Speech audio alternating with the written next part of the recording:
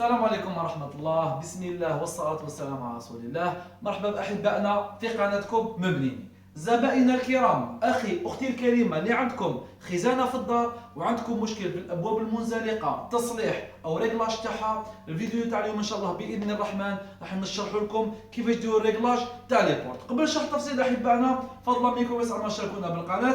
نذكركم احنا متواجدين بالقليعة ولاية تيبازا وندير لكم خدمة النقل والتركيب عندكم حتى للدار. أحبائنا الفيديو تاع اليوم جد مهم وعلى بالنا زبائننا الكرام، ملي راه عندك خزانة في الدار وشيتها اير عندك المشكل بإذن الرحمن راح نسهل لكم المأمورية اليوم. تفضلوا معنا على المباشر الآن. بالنسبة ريغلاج تاع البيبان أحبائنا، الأبواب المنزلقة في الخزانة الجزائرية هناك نوعين في الرود تاع الأبواب المنزلقة. عندنا النوع الأول اللي فيه في الجانب السفلي رودا اون الومنيوم كما تلاحظوها مع الراية تاع الالومنيوم بيان سور.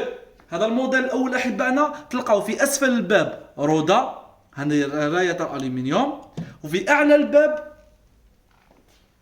تلقاو ان جيد. نذكر نعاود الموديل الاول في اسفل الباب تلقاو رودا وفي الاعلى تلقاو ان جيد.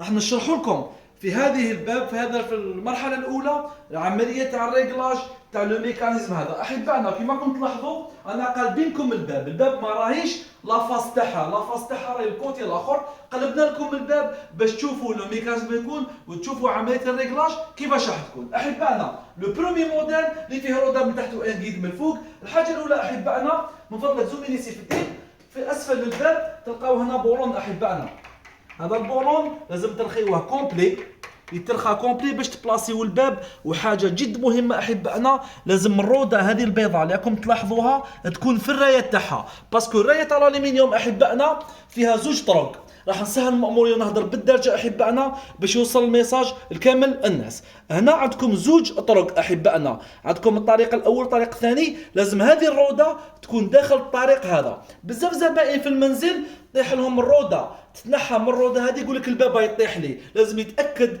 اخي ولا اختي باللي الروده راهي في الرايه تاعها في الطريق تاعها باش الباب تمشي لك. حاجه واحده اخرى، ما تخلوش الملابس تاعكم يطيحوا على الباب. الفوا الملابس يطيحوا على الباب الروده تتنحى بلاصتها تروح مكان اخر. قلت لكم الحاجه الاولى احبائنا هذا البولون لازم ترخيوه. كي ترخيو البولون الروده تكون في بلاصتها، ولو جيد في الجانب العلوي كيف يكون في الطريق تاعو. هذا لو جيد يكون داخل الرايه تاع الالومنيوم.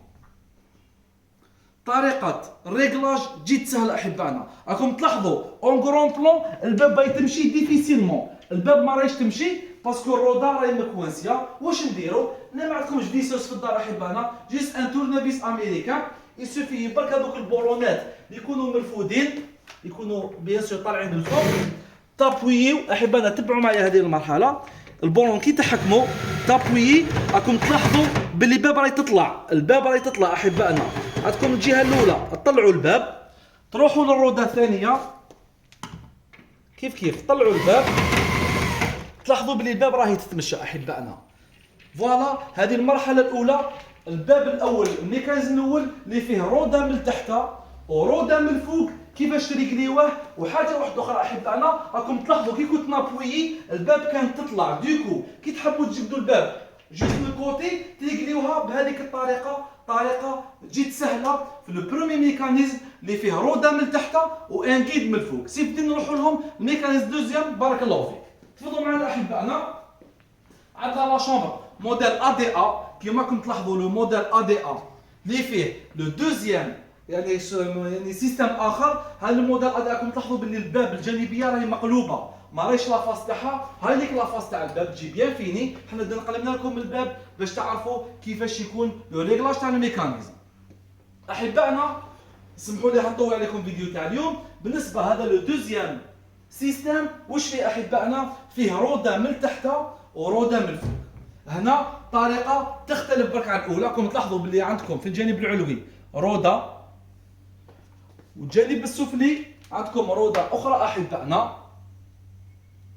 نعاودوا نركزوا لحاجه جد مهمه. لازم الروضه هذه احبائنا تكون في الرايه تاعها. هذه حاجه لازم يعرفوها احبائنا ويقولنا شاك فوا الباب يطير من بلاصتها والزبون. بيسك مام هنا سيدي زملي فضلك اخي، مام هنا يا احبائنا لو كان هذه الروضه نديروا هنا تتمشى كيف بصح ما تتمشاش فاسيلمون كيما تكون في الرايه تاعها. حاجه سهله احبائنا في هذه كيف باش نريقليوها نتاكدوا بلي يكونوا الربع رود يكونوا كامل في الرايه تاعهم، سواء الرود السفليين اما الرود في الباب في الجهه العلويه تكون كامل الرايه في بلاصتها. حاجه سهله احبائنا نفس الطريقه كما المرحله الاولى نابويو على هذاك البولون.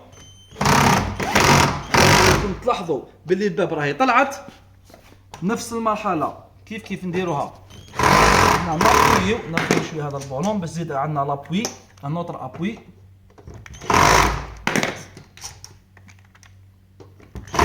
اما هنا نروحوا للجانب العلوي. لازم هنا في الطريقه الدوزيام نتاكدوا باسكو هنا كي تابويو هذا الباب طلعت شويه نتاكدوا باللي هذا البولون يزيد يطلع في الجهه العلويه باش الباب ما عندها وين تروح، ونتاكدوا باللي الباب تاعنا راهي تتمشى بطريقه جد سلسه وطريقه جد سهله. احبائنا ان شاء الله الفيديو تاع اليوم يكون نال اعجابكم، ان شاء الله سهلنا لكم المأموريه. نوعدكم ان شاء الله يكونوا دوطر فيديو بالنسبه لتصبيح الادراج الداخليه لي تيروار اونكاستري، وان شاء الله نكونوا دائما عند حسن ظنكم. خاوتنا ما تنساوناش بالاعجاب بيان سور، لي كومونتير وسدوا النقد تاعكم اللي نتقبلوه بصدر رحب. والسلام عليكم ورحمه الله.